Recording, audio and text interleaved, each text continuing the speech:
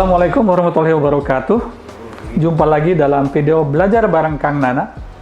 Hari ini saya tidak akan menjelaskan mengenai bisnis, manajemen maupun pengembangan diri. Tapi hari ini saya akan menjelaskan mengenai perlengkapan yang harus dimiliki oleh seorang goeser. Oke, kita akan pertama dari yang paling penting dulu. Yang penting dimiliki adalah helm. Jadi helm ini sangat vital bagi seorang goeser. Walaupun teman-teman hanya goes keliling kampung di kompleks saja, ini harus dipakai. Karena kecelakaan tidak harus di jalan besar, di jalan kecil pun kalau kita terbentur, kita terlindung oleh helm ini. Biasanya helm ini ada dua macam, ada helm untuk MTB seperti ini, ada juga helm yang untuk RB, yang biasanya untuk RB yang nggak ada topi ini, sehingga tidak mengurangi pandangan. Yang penting adalah pada saat beli, pastikan helmnya itu cocok. Ya, jadi ini ada setelannya di belakang, dan harus beli sesuai dengan ukuran kepala, bisa S, M, ataupun L. Itu tentang helm. Yang kedua adalah yang harus dimiliki adalah kacamata. Ini adalah keamanan kita supaya kita terlindung dari paparan sinar matahari ataupun mungkin benda-benda kecil yang akan masuk ke mata. Banyak ragam dan harganya, beli aja sesuai kemampuan. Banyak yang canggih, bisa disetel bening maupun hitam. Tapi kalau saya suka pakai dua. Ini adalah kalau saya keluar malam ataupun goeser subuh. Jadi dipakai yang bening dulu supaya tetap kelihatan, dan agak siang kita pakai yang kacamata hitam. Kemudian topi ini banyak sekali manfaatnya. Ini dipakai sebelum helm. Jadi nanti akan terasa pada saat nanti istirahat setelah goes panjang.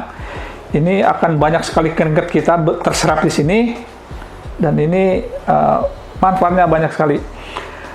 Yang selanjutnya adalah sarung tangan. Sarung tangan ini harus dipakai pada setiap kali goes, karena jangan sampai setelah goes lama tangan kita jadi kapalan. Jadi jelas goes sarung tangan ini banyak ragamnya, banyak harganya juga. Ada yang mulai 10.000 sampai yang ratusan ribu juga ada. Belilah sesuai dengan kemampuan. Selanjutnya adalah jersey. Nah, jersey ini biasanya ada dua macam. Kalau teman-teman punya sepedanya MTB yang suka belusukan naik turun kampung, jalannya jalan tidak rata, gerajagan dan lain-lain, biasanya pakai jersey yang tangannya panjang, ukurannya rada longgar supaya keringatnya enak. Dan ini biasanya dipakai untuk jersey naik MTB. Tapi kalau naik RB, biasanya dipakai jersey seperti yang saya pakai ini, karena nanti dipakai untuk sampai pas badan, sehingga nyaman sekali pada saat goes, tidak terlalu tertahan oleh angin. Dan untuk menyiasati supaya lengan kita tidak hitam, pada saat kita pakai jersey untuk RB, kita bisa membeli manset untuk penyambung lengan, penutup lengan, dan ini bisa dibeli dimanapun ada, bisa dibeli juga di toko hijab ibu-ibu, dan itu harganya murah sekali. Yang penting yang harus teman-teman miliki adalah celana padding. Jadi celana padding ini ciri khasnya adalah ada busanya di dalam, dari depan sampai ke belakang. Dan ini busa ini sangat melindungi sekali. Jangan sampai setelah goes langkah kita sakit. Dan ini biasanya dipakai sebelum celana panjang seperti yang saya miliki ini, dipakai dulu padding dalam ini, baru celana panjang. Dan disarankan kalau pakai padding, nggak usah pakai celana dalam lagi. Tapi ada juga padding yang ukurannya panjang sampai ke kaki.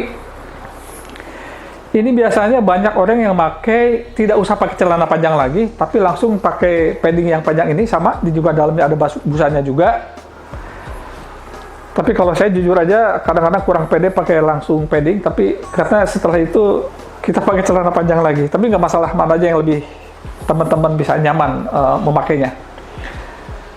Selanjutnya yang cukup penting di sini adalah tempat minum. Mutlak harus dibawa. Jangan sampai teman-teman goes tidak bawa tempat minum, bukannya sehat malah dehidrasi. Jadi tempat minum ini banyak ragamnya.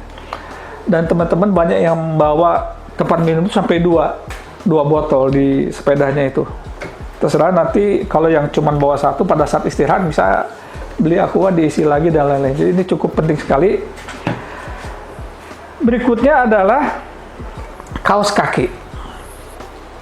Banyak ragamnya juga, tidak melulu harus kaos kaki khusus sepeda. Banyak kaos kaki yang bisa dipakai. Yang penting jangan sampai kaki kita langsung ke sepatu. Oleh karena itu lebih baik diamankan dulu dengan kaos kaki. Selain itu juga manfaatnya adalah untuk menyerap keringat. Selanjutnya adalah yang penting harus pakai sepatu. Kalau ini memang sepatu khusus untuk goes, tapi untuk naik MTB saya kira pakai sneaker sih nggak masalah. Pakai sepatu cat, cuman yang penting kalau pakai sepatu cat, pastikan talinya itu nggak gelewer kemana-mana, tapi dimasukkan lagi ke sepatu, sehingga tidak ada resiko untuk naik ke rantai dan lain-lain. Itu yang penting.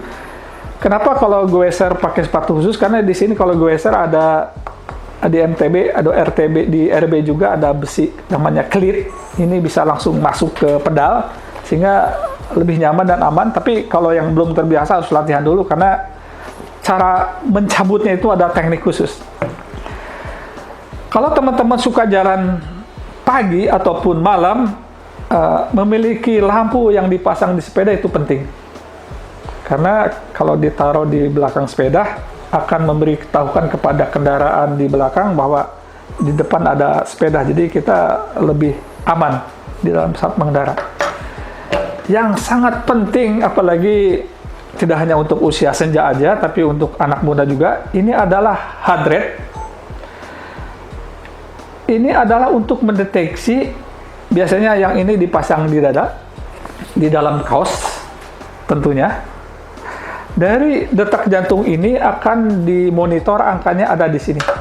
Banyak ragamnya, teman-teman bisa beli merek Brighton atau bisa Garmin. Sehingga di sini tidak hanya lagi memuat detak jantung kita, tapi ada juga jam berapa, sudah berapa lama teman-teman goes, sudah berapa kilo teman-teman goes, dan juga di sini ada heart rate kita. Salah satu contoh misalnya, heart rate saya maksimum adalah 165. Oleh karena itu bahwa kalau misalnya heart rate di sini udah menunjukkan hampir menuju 165, 160, lebih baik berhenti. Walaupun finish sudah dekat, berhenti saja. Ini risiko tinggi. Tapi biasanya pengalaman saya paling di sekitaran 140, maksimum 150. Jadi kalau nggak nanjak-nanjak benar, biasanya 165 jarang dicapai. Barangkali itu yang penting peralatan goeser yang harus dimiliki. Mengenai harga, sesuai kemampuan, ingat, harganya itu banyak, dari cuman puluhan ribu sampai jutaan ada, sesuai dengan kemampuan. Yang penting adalah fungsinya. Barangkali itu yang bisa saya sampaikan. Semoga bermanfaat. Sampai ketemu lagi pada video belajar bareng Kang Nana yang lain. Assalamualaikum warahmatullahi wabarakatuh.